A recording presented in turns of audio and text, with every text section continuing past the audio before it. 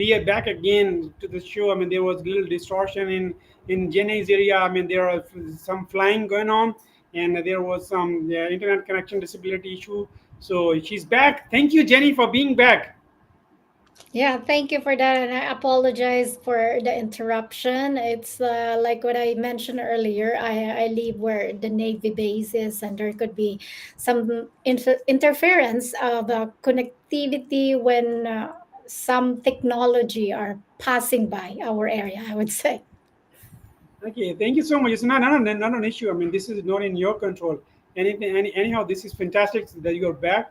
Thank you so much and welcome back. And my next question is, how do you build cultures of compassionate accountability, especially in high pressure industries? Yeah, I would say like it has to actually start with our self-awareness when it comes to compassion, because even myself, I sometimes I am before I'm a compassionate leader, Safar, before I'm whatever what who I wanted to be. I am a human first. I'm a human, so I have emotions. I have, different differing emotions. But let's talk about compassionate. um Compassionate actually is something. Let me just give you an example. There are people that probably have hurt me over the years, and I have grown resentment on these people. But now when I'm thinking about it, like, okay, they have hurt me all this, and then I am now in the position to hurt them back. This is just an example. But when I think deeper about that, what would it gives me if I hurt them back? It's just gonna go on a cycle, right? It's just gonna go on loop and something. What if instead of hurting them back, letting go of the situation and just understand why that person or those person have hurt you that time? And this is something that I had practiced over the years, and have given me so much good in my life that I can now look at hurt from before in more compassionate way.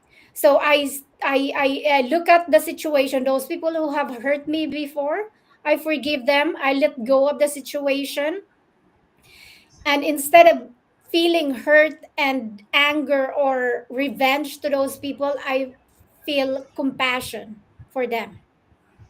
This is not a overnight thing for someone that you can do, but this is a practice that anybody can do, and it takes a process. But when you reach into that level, that instead of feeling resentment or anger to a person, you feel compassion.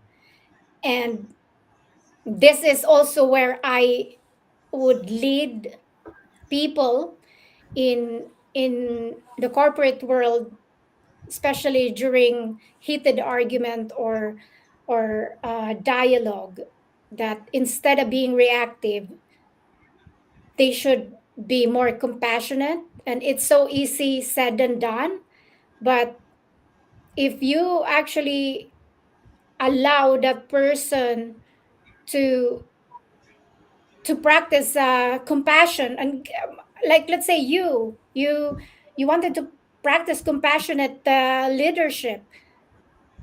I cannot just say to you that, Safar, you have to do compassionate leadership, and you would ask me, huh, what is compassionate leadership? I'm so angry right now because our ROI is not doing so good.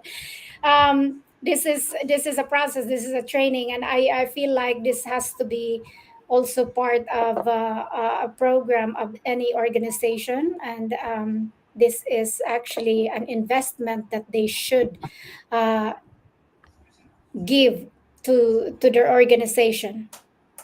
This human resource should have this, because I think this has also been forgotten, and it's more like what I said, what happening now when it comes to the economic side of the world, or the organization, the human center or human aspect has a little bit forgotten. So compassionate leadership is not being reactive. You as a leader, you don't react, or you don't, the simplest thing you can do is, if you go into a meeting or a dialogue with your team or your organization, remind yourself to, you don't need to be the one talking, you can be the one listening. Give that space to the people. It's like what I said, it takes a lot of self control in the beginning, but once you harness this skills or technique, that's a life changing. And I think organization and the world itself will be in a better place when we have more and more compassion. Thank you so much for the beautiful insight. Okay, Jenny, you are a strong advocate for cultural humble consulting in global south. What does true equity looks like in sustainability leadership? Yeah, this is actually did you say equity? Yeah, equity. Yeah. True equity. Well, there's actually a good and bad with the current situation, I would say. Like, the world has been more open now and accepting with, we have open borders, we have open genders as well, but there is still a huge gap when it comes to uh, through sustainability. Because through sustainability can't be one size fits all. The global south holds so much wisdom, but it's often left out of the conversation. And my hope is what we move from giving help, like what they're doing now, like let's say, for example, the country of Sweden giving so much money to, let's just say, for example, in a country, Pakistan or Nigeria, all these things. Yes, that's a noble act, but how about to actually listening and recognizing that inclusion isn't a charity, it's essential for real solutions. But yeah, so I think the thing is, the global north cannot keep on just giving to cover a gap that is like, what I was trying to say is like, not living out the global south in conversations, or actually maybe communicating to them, because what is the fun of that if you're just giving and giving, but your ears are actually shut, or your eyes is actually, there's a hypocrisy I see in there. Do you get what I mean? Like, I cannot just keep on giving you something, Safar, just for you to shut up. That is not good. I would rather, let's talk about this. Let me include you so you are not left behind. Because in sustainability, we had been screaming in the SDGs, no one should be left behind. Are we really doing no one is left behind? I don't think so. So yeah, I think it's a good conversation that we can do in the future about equity between the global south and global north. And because this is a quite big topic, I would say. And I would just say it here that my hope is that we move from giving help to actually listening.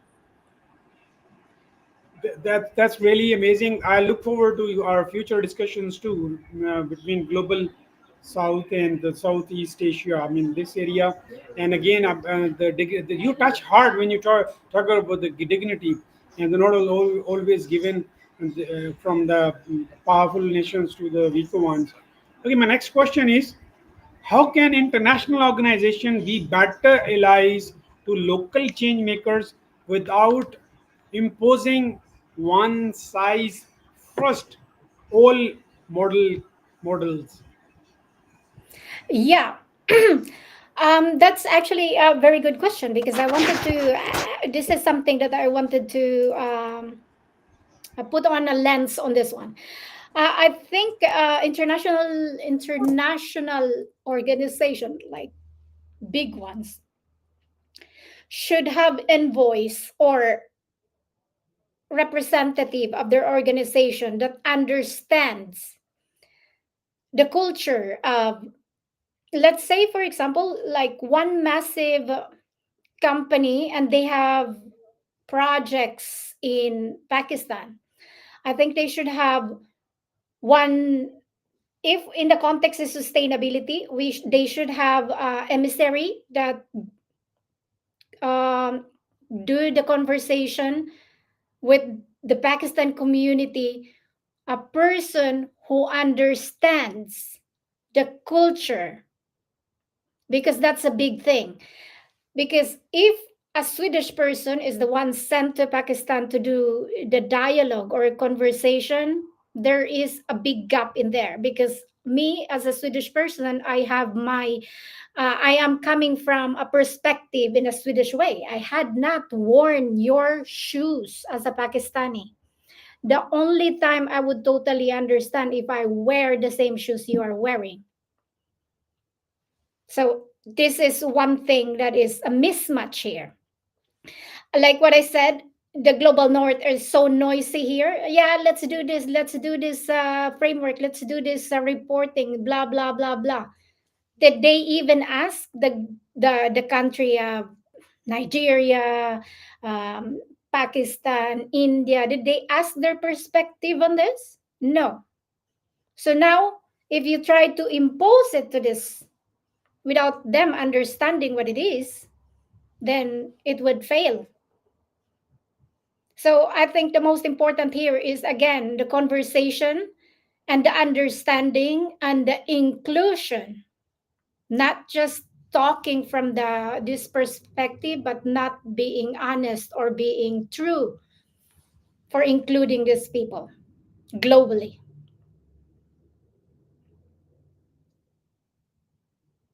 Thank you so much. I mean that's with the vast insight into it. As you say, that I mean things got to go. Not I mean it's not just spoon feeding from one side or imposing from one side, but I mean let's listen to the other part of them. If you're doing for the weaker nations, so let's listen to them, include them. So your inclusive policy is amazing. Okay, if you could reimagine how we train future sustainability leaders, what would you what would that look like? If I will be training the future sustainability leaders, like what I said, educate yourself in the systems thinking and the framework for sustainability strategy development, FSSD, and have an open heart and practice yourself regeneration and have a compassionate heart and be open to different views of people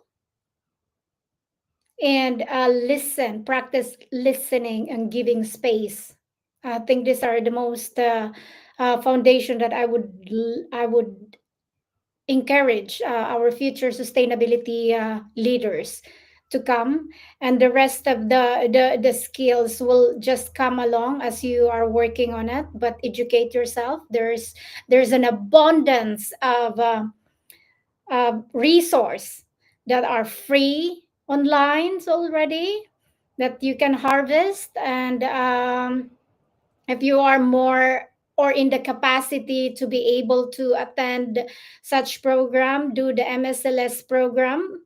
It's a 10 months program here in Sweden. It's as far as I know, you can apply for a scholarship on that. And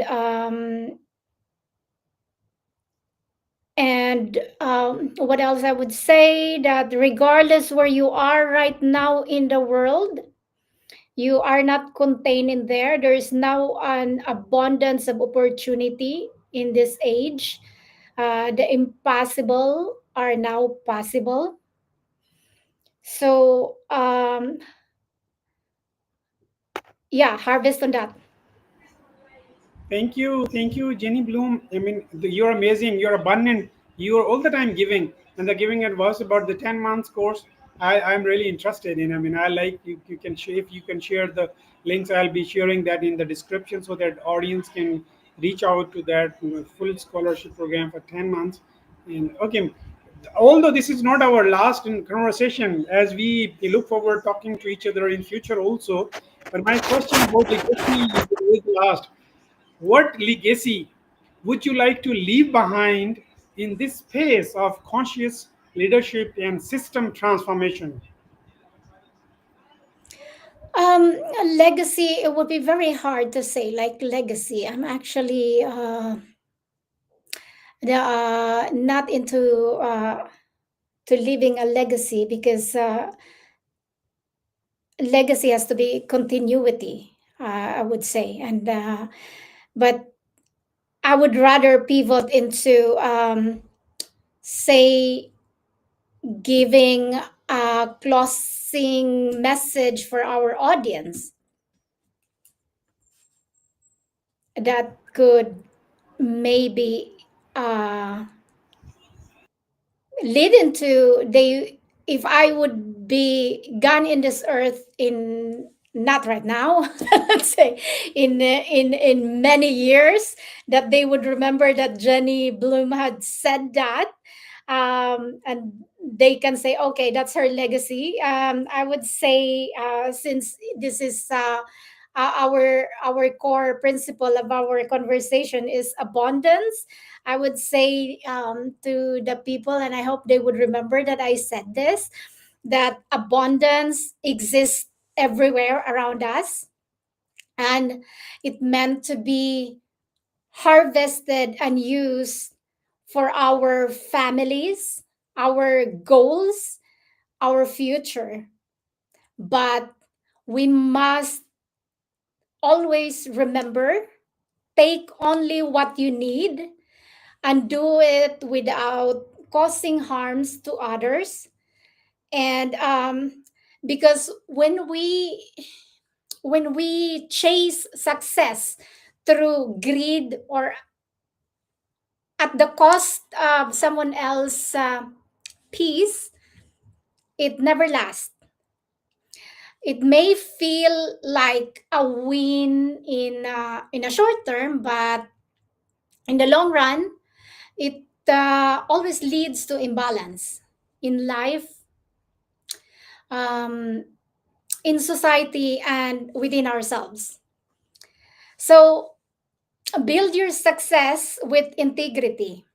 Let your growth benefit others too. That's how we create a future that's strong, not just for today, but for the generations to come.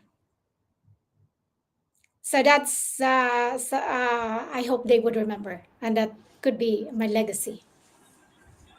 That is really amazing and very thought provoking. My From the entire Abundance Show family, thank you so much for joining us and sharing your wisdom, heart, and vision for more compassionate and regenerative world.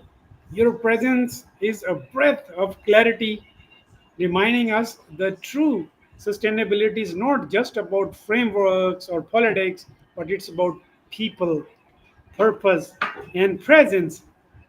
The way you integrate system thinking with deep emotional insight is truly transformative. And I know our global audience will walk away with feelings both inspired and grounded.